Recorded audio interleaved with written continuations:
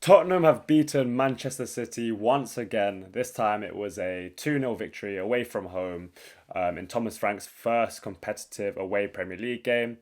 That's 2 games, 0 goals conceded, 6 points, and we're top of the league. And today was just an amazing tactical performance. I'm actually in awe of just how we set up there. So organized. The buy-in from the players, the effort. They look like a real team today, a proper outfit, and yeah, I think it can only be positive. I think it's really nice to see that we've had obviously that first game against a kind of low blockish team, and then this week we've had a completely different game.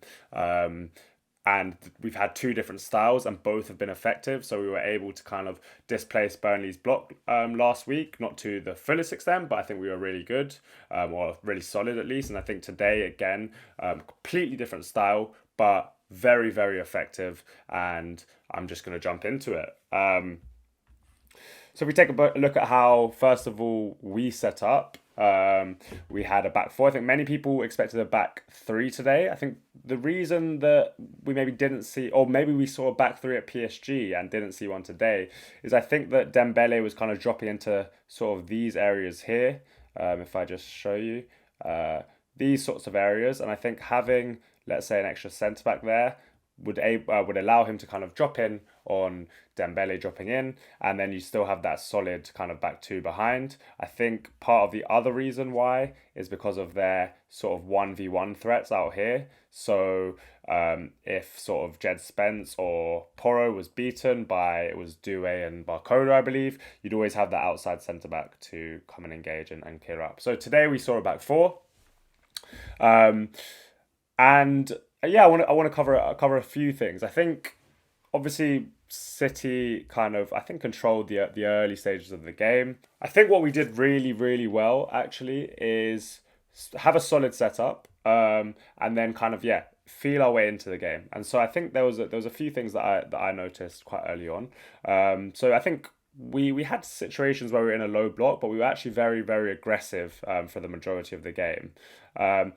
I think in possession, one thing that I saw that was really nice. I'm just gonna kind of jump around on different points I saw, not in necessarily a chronological order because obviously I've just watched the match, haven't watched it back. But I think one thing that I really liked we did is we played back to Vicario, centre backs would split, and we'd kind of really pull them onto us. They'd kind of step up. They'd step up really high, and then we'd have kind of this space to run into him behind, and we had these really nice double movements where, let's say, Sarr might be standing here as he moves back to kind of go for the flick on. We have a double movement there, so Sarr kind of goes one way, Richarlison goes the other way, and then we saw that for the goal. Richarlison ran and squared it across for Johnson, who is inevitable at the back post. So I think those double movements were key. We saw a lot of those double movements of kind of the nice little rotations where one player runs one way, pulls the defender with him, and then someone else runs beyond them. So I think that was one key thing, and I think that kind of sometimes sometimes fans don't love the idea of going backwards, but I think it's such a good method of bringing teams onto you and then exploiting the space. And I think Frank is going to be really interested in doing that. I just want to touch on this midfield, by the way, because to a man, this sort of three here was just incredible, and for all different reasons. I think so. I think I want to start with Bentancur because I think in games like this, there's going to be the same pressure, and we don't want to continuously go long and give the ball back to them. So what Bentancur did really well, which I really liked, is just be really calm under pressure and be brave, really, and come and drop into these sorts of areas here and just pop it off around the corner or pop it off around the corner there, or if there's no one on him, take a touch, turn. And I think he was really tidy and really brave on the ball. And what I really liked about this as well is the braveness, but also the profiling. So obviously we all see Palhinha as a deep midfielder. He's a defensive midfielder. We all know that. But in possession, we kind of had Palhinha staying out the way a lot, just kind of being a bit of a spare part in build-up. And Bentancur was the one, because of his superior on-the-ball quality to Palhinha, to kind of drop in between the centre-backs and make us play. And I think that was a major key. And then moving on to Palhinha. I mean, out of possession, he was just everywhere. So good at managing space. I've always said with defensive midfielders, especially when you're watching your own team and you're not really specifically watching for one player, if you don't notice them that much, that's probably signs they're having a good game. And obviously, there's caveats to that, but I think you have to really watch what Polina does to notice him. And I think his ability to manage space, know exactly when to step in, exactly when to kind of pull away and cover the space. He won every kind of second ball and then was just really calm on the ball to not try anything expansive because I don't think that's in his skill set, to just lay it off to our more kind of creative players. Him in the air as well is such a unit, winning aerial duels. I think that's the key. And then kind of when he has to be a bit more dirty and brave and last ditch, he really did that, kind of key blocks in really decisive moments. And yeah, I think he just a proper defensive midfielder's performance, just a rock. And then obviously he got his goal as well. And there was times where he did make these runs, and he's a decent athlete. So that can be part of his skill set. And then Pape Sarr. I mean, what can we say about Pape Sarr? I said it was going to be a big season for him. I've been saying it. I think Frank is the perfect coach for him. He's profiling him so well. Today it was in a bit more of an advanced role, but a lot of that being out of possession. But I think he's just a insane athlete.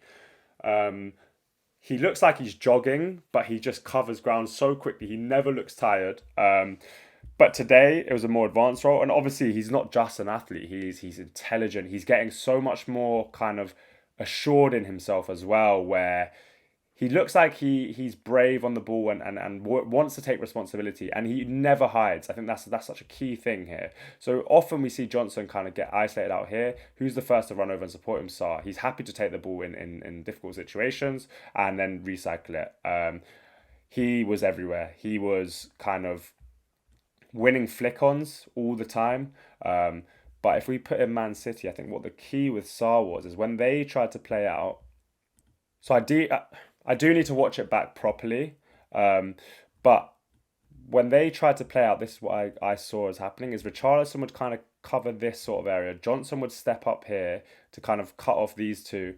And Sarr just did not let Gonzalez get the ball. And this number 6 position is so key to how Man City play. But Sarr was all over him. When he did get it, Sarr would kind of battle him and get the ball off him. But half the time he wasn't even available because Sarr was just on him in like a rash. And we were really aggressive here. So we'd all step up. Obviously, Kudus would be sort of over here. Porro would step up really high. Spence at times would even step up to Lewis to allow Van de Ven to defend that space. It was a really aggressive performance, and one that just shows me how well coached this team is, really.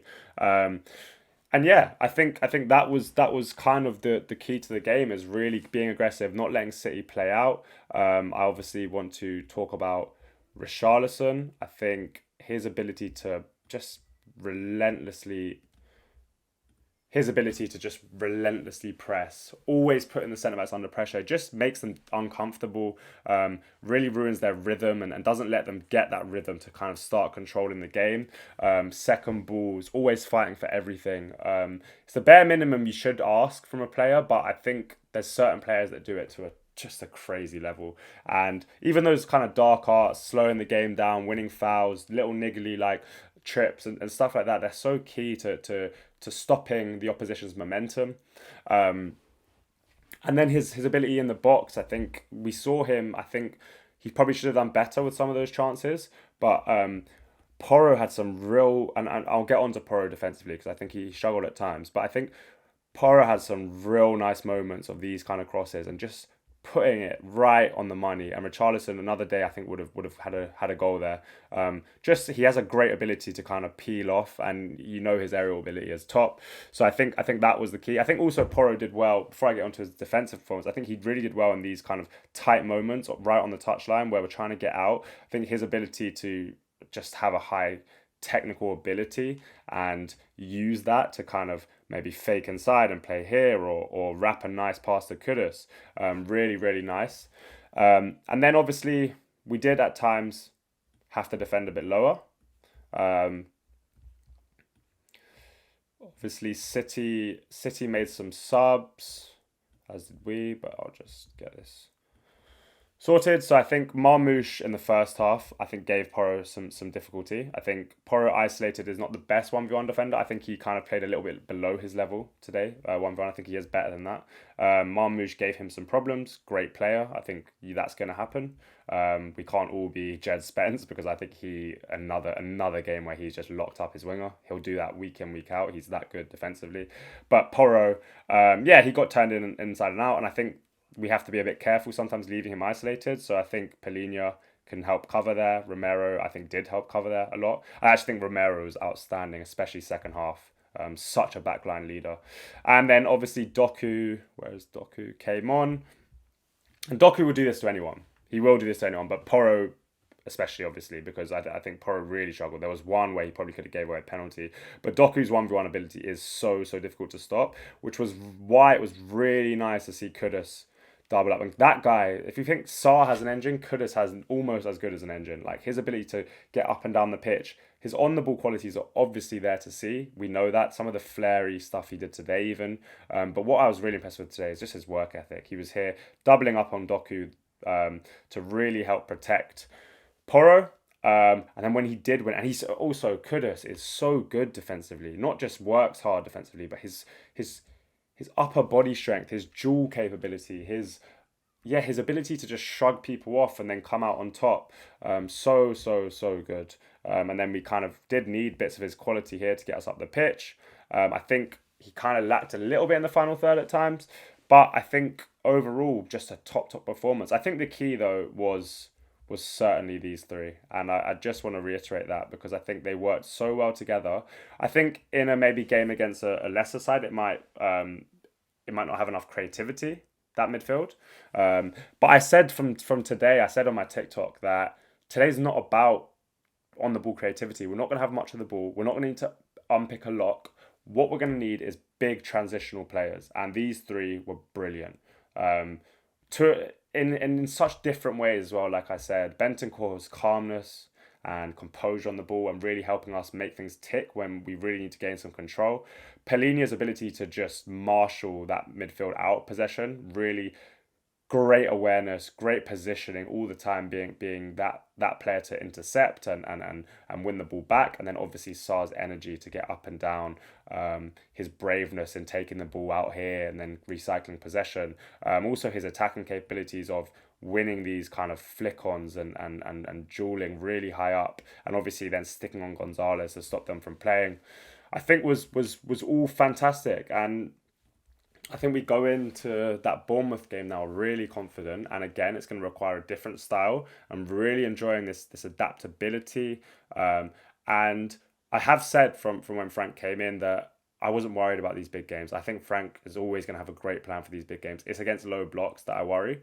Not worry. I just want to see it. I just need to see what we're going to do, and Burnley was great, and we got not the Bournemouth player low block, by the way. That they'll play a transitional game as well. So I think there'll be different ways of managing that. Obviously, they're not going to be as controlling as Man City, the opposite, in fact. But it'll be again another test, but another different test. And I quite like the idea of him continuously rotating players who suit this game for that game, players who suit this game for that game. So just constantly rotating little pieces to make us as effective as possible on the day, and Frank is the master at that.